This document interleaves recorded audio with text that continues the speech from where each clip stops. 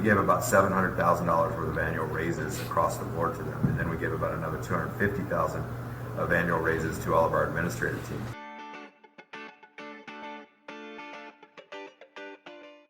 Where do you see the economy going from here, right? And there's things like inflation, which is crazy. I mean, we've printed 30% of the entire money supply in the last 18 months. We've got that's driving up labor prices. That you're fighting Medicare and Medicaid, like you said, at the same time, which they don't want to increase their prices. So your costs are going up, but your revenue is stuck here. Then the cost of lumber was high for a while. That's lowered, but you've got other things like other materials. And so building out and real estate and rent is all going up as well at the same time. But you've also, like, what about you personally? And for 7 to 7, like,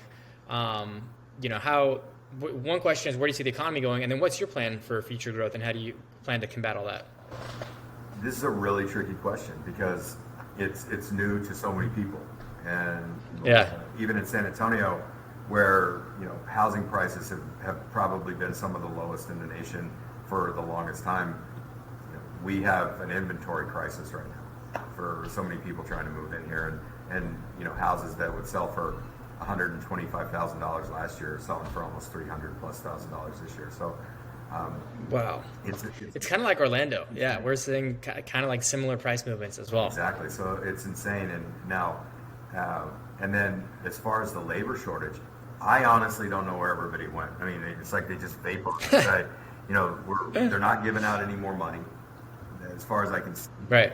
So I don't know why these people. Maybe they all bought Bitcoin. They're millionaires now. No, Bitcoin millionaires. Yeah, exactly. But so one of the things that we did to kind of counteract this was we actually gave to our clinical team, our assistants, and primarily clinical assistants, which we have about 90 of them, 95. We gave about $700,000 worth of annual raises across the board to them, and then we gave about another $250,000 of annual raises to all of our administrative team.